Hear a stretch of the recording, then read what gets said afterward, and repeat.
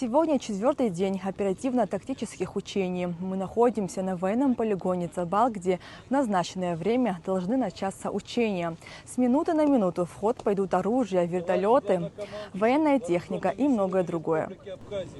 Войска Вооруженных сил Республики Абхазия и Вооруженных сил Российской Федерации совместным действием по плану учений готовы.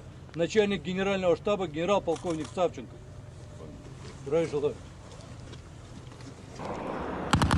Оперативно-тактические учения проходили под руководством главнокомандующего вооруженными силами. Президент Республики Абхазия Бадракунба лично принимал участие и контролировал все его этапы.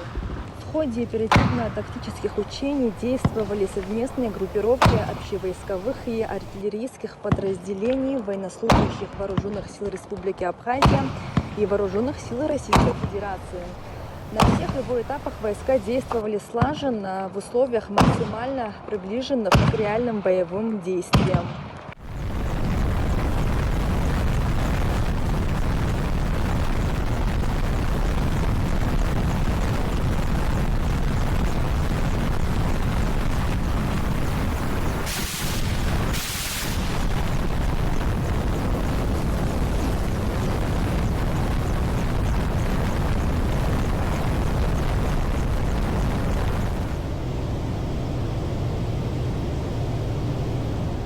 Сегодня продолжились оперативно-тактические учения.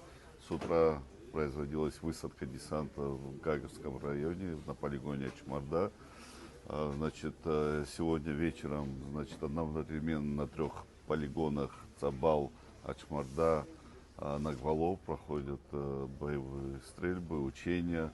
Вы обратили внимание, что стрельбы на полигоне Цабал начались еще засветло и перешли уже в темное время суток. Это фактически первый раз в этом году мы проводим учения именно в ночное время суток с применением ночных и средств, которые позволяют принимать оперативные решения и достигать необходимых целей и задач.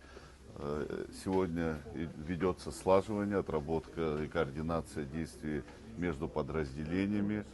Уже завтра мы завершаем учения и будем подводить первые итоги.